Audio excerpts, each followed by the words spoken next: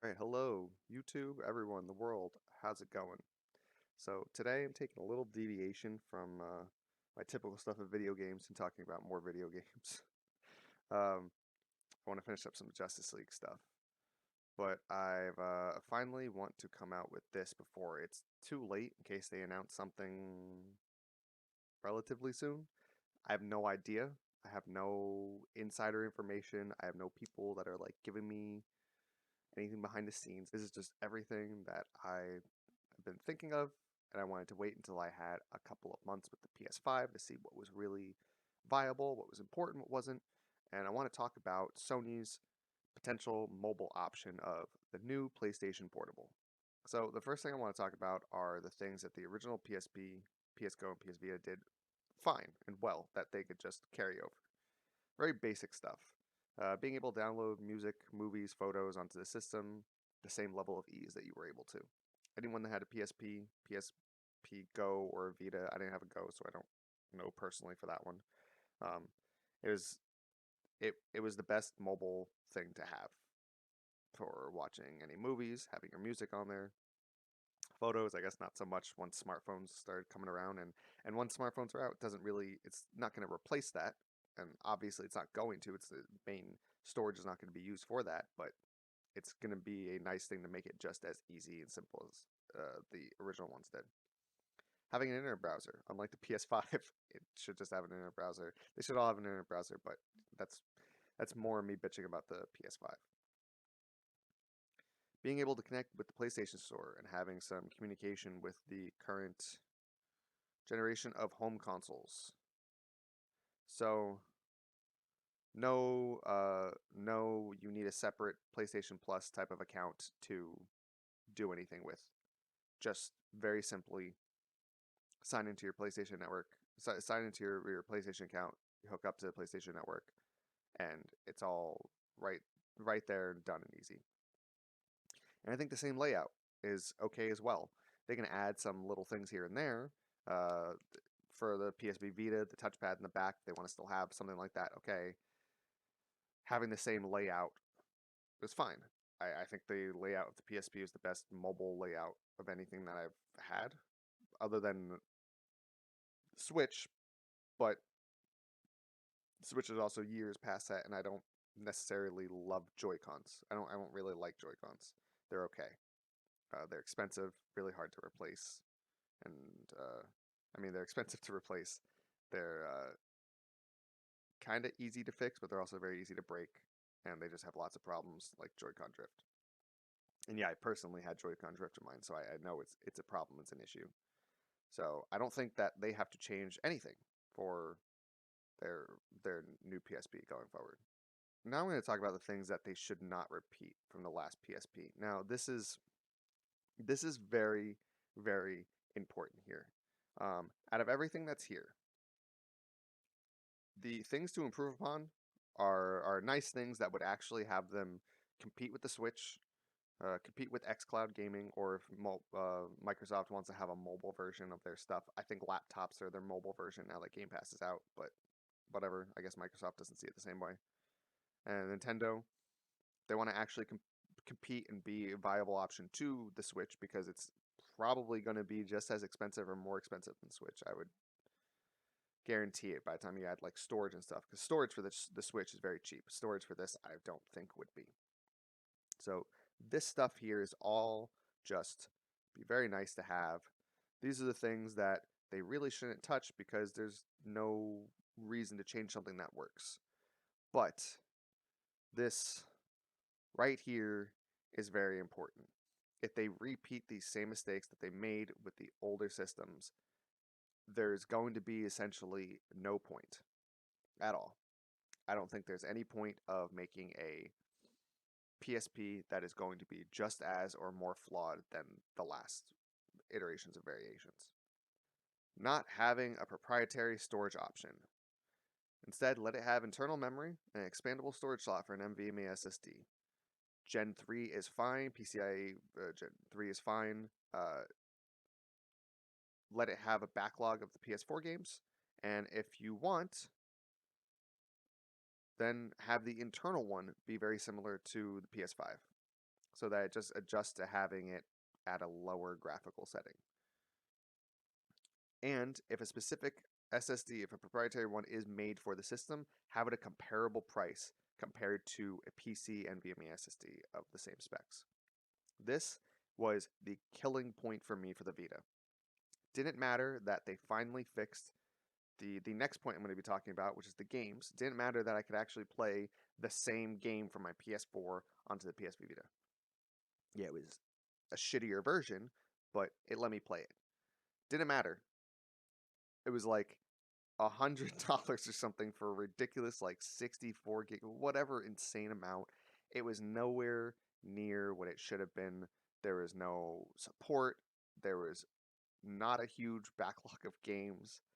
The ports that were on there were just terrible.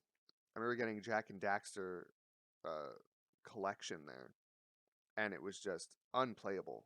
It was terrible. It was a horrible port. It was just the system either was not made right for it, the games shouldn't have been released in the way that they were. Whatever the problems were, it was just not enjoyable. And for a system that starts at $250, it was not. I got rid of that for the same amount of money. It was just like a Switch.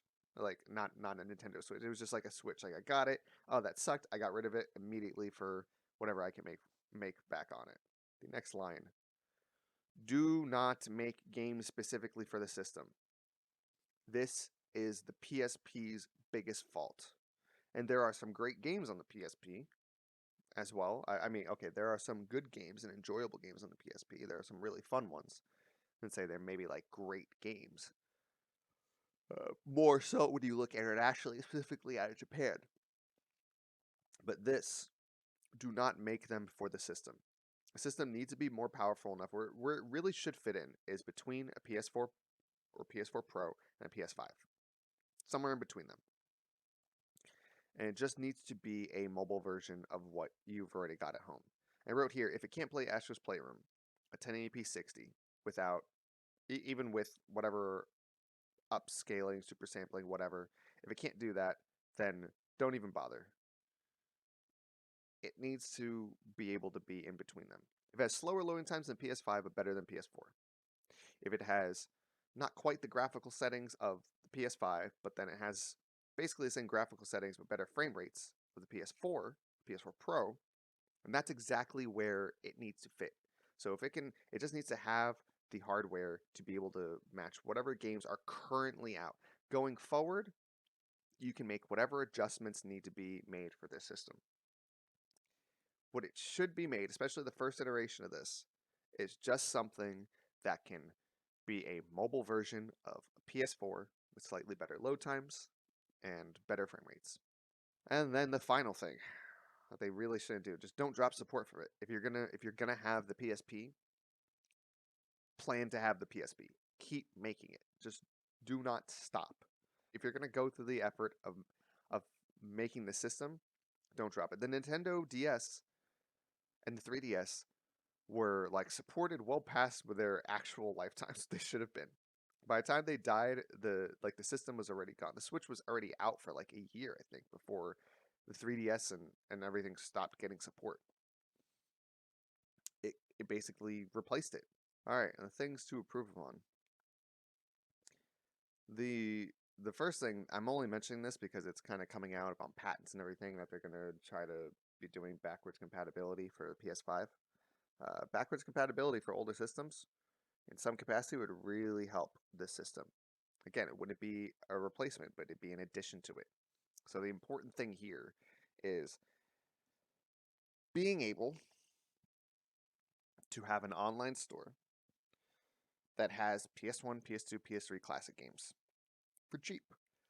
Not like original Jack and Daxter, Jack 2, Jack 3 are all $15 fucking dollars for PS1. Alright, for PS2 games. All three of them, right? Yeah, all three of them. PS2 games. Jesus Christ. Have their older games be available on here. If you are doing backwards compatibility, it would greatly improve the it would give a big reason for anyone to get this system. Another one is similar features in the DualSense are not a necessity. What would actually work better is being able to just hook up the DualSense to your PSP if you want. Then you also don't have to worry about your controls being shitty. So people can just have a DualSense controller and it just has everything that's in there in that function. Uh, I think that would be the best thing possible for them, instead of having to put all of those rumble features and everything inside the PSP. It's like you already have a controller that Microsoft is eyeing up to basically copy because it's so great for their other systems. Just have it connect with that, no problems. 1080p 60 hertz screen is a must. Is a must, must, must. I think Nintendo made a very is going to make a very big mistake if the next Switch is a 4K 30 machine. If it does not have 60 hertz, I don't care if it's 1080p, I don't care if it's 1440p, I don't care if it's 4K, I don't care if it's 720p. Don't care what it is. If it doesn't have a 60 hertz screen, it is a big mistake on Nintendo's part. And if they are going to do that, which some hints are looking that's going to be, they're looking at like a 30 hertz 4K screen with upscaling and stuff with NVIDIA's DLSS chip, that leaves a big gap for mobile gaming not at 60 frames, which is becoming the standard for console gaming. Even if it means no 1440p or 4K screen, I don't care if it's 4K 30 frames. I don't care if it's 1440p 30 frames. I care if it's 1080p 30 because it should be 60. And this is also going to come into account that this is going to be the standard for what it wants to get. What does Sony want from this? A 1080p 60 hertz experience. That's what it should be. This does not need to be playing Demon Souls at 4K. This doesn't need to be doing even intense ray tracing. What is this supposed to be accomplishing? Playing at this resolution, at this frame rate. It should be doing God of War for PS4. It should be doing Spider-Man. It should be doing Bloodborne, if there's ever a real patch for it. It should be doing Final Fantasy VII Remake. It should be doing Horizon Zero Dawn. Go down the list of all the PlayStation exclusives. This is what it should be doing. Next, make the system easily repairable, even if the cost of extra weight. I'm a person who goes, if something mobile is heavier, but it's easier to repair and it's better, fine. I'm not a Mac person. My biggest gripe with having a MacBook is not being able to replace anything. I think it sucks. Having to rely on the company to have like a $700 price tag for a logic board on a computer that's worth overall like 600 or 500 is insane. So extra weight, make it have expandable storage. Have it be a little bulkier and have a replaceable battery. If you don't have a replaceable battery, have it be able to have swappable buttons. Even if you have to like void the warranty and open it up, you have to do that for PS5 if you want to replace the fan or anything, or your controller.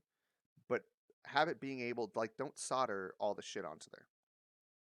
Again, it's not supposed to replace the current lineup. It's supposed to enhance the experience. The only thing that this PSP, the new PSP, will really replace is the PS4. I'm going to replace the PS5 at all. So just make it as repairable as humanly possible. Final thing, which I think is actually the most important besides the 1080p 60 hertz here, is letting it connect with your current PlayStation Plus account. And not just the free monthly games that come with the PS Plus, but also the PlayStation Plus collection. Everything that's on the PlayStation Plus collection at 1080p 60 is exactly what this thing should be geared towards. So having that for the new PlayStation Portable is exactly what it needs. Because that's all it needs to do. This thing does not need to change mobile gaming. It doesn't need to do anything. It just needs to have Sony's library at a mobile, being able to have it on the go. I'm recording this actually at the end. I forgot a little piece. I guess I should put this at the bottom here, where I said let the system connect with your current PS Plus account. What I didn't add here, because I was talking more about the free monthly games in the PlayStation Plus collection, what I didn't add is it should have your entire backlog. So if you've had a PlayStation account with a PS4 for years and you have all these games on there, you've bought digitally and everything, Witcher 3, Battlefront, uh, Call of Duty, Assassin's Creed, whatever, God of War, Spider-Man, probably, and all that stuff, all that jazz. You have all that stuff. Let them download it on here. You know, don't make people rebuy it for the PlayStation portable version or whatever. None of that. None of this next gen upgrade bullshit either. You bought the game, you bought the game. Don't don't go fucking around with that. Otherwise, you're really gonna piss off people who you shouldn't piss off, which are gonna be your fans and your fanboys. Actually, you know what? Your fanboys might still shill for you, so probably not your fanboys, but the actual real fans of your uh your system, your products, your ecosystem. You're just gonna piss them off if you do that shit. And I'll say here, final caveat at the end. I think overall, realistically, besides Sony doing this, if Sony doesn't want to make a new PSP and go through this whole list and take all of these things and not repeat them, take all of these improvements seriously, and to keep everything that really worked with it. I think if they don't want to do that, what's the best thing overall? Is this the best thing for gamers? No, this is the best thing for like a Sony platform. It's the best thing they could do for themselves and still make tons of money and run with big bags to the bank. I think the best thing for gamers overall, though, would be them just making PC ports of every one of their exclusives. But I don't see that happening. I see certain exclusives getting PC ports eventually, sure. All of them, no.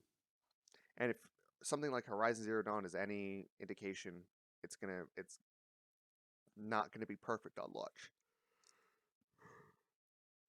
So realistically, for overall for gamers, I think the best thing would be if they just had PC ports of their games and coming out with them on other titles as well.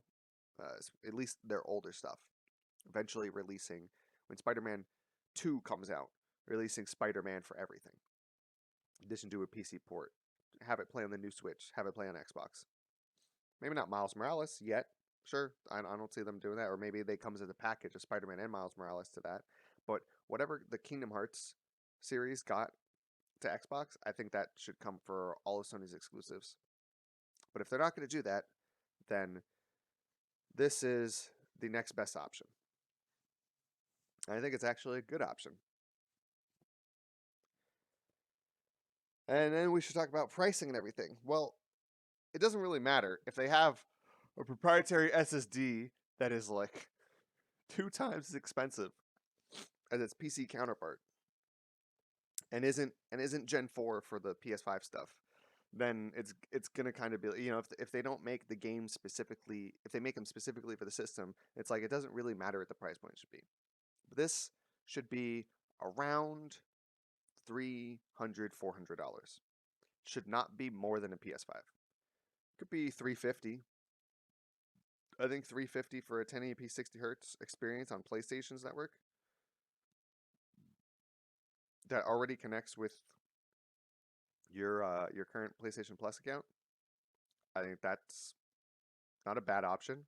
The Nintendo Switch is 300, sells like hotcakes, sells for 350 all over eBay and everything. So, you know, that's no problem. And it doesn't come with anything. Its games are also not at a big discount. Sony has this whole backlog. You know, you can digitally just go buy anything that's on the PlayStation Store and have it there. So I think this is what they should do. It is the best thing for Sony. It's not the best thing for gamers, but it's the next best thing outside of PC ports. And hopefully this will allow a pathway for PC ports. I don't think so. I think that just might come depending on the studio and developers, but we'll have to see. But anyway, what do you guys think? What do you want to see in a new PSP if they come out with one? Do you think anything that's here is completely viable? Or do you think some of this stuff is completely insane to ask for and I'm out of my fucking mind here? So let me know down below. Leave a like the video, and subscribe if you want to see more. And If you didn't like anything, leave a comment down below and let me know what you didn't like, and so I can improve the channel in the next video. Not by much, but well, baby steps here on this channel. So yeah, till then, have a nice one, everyone.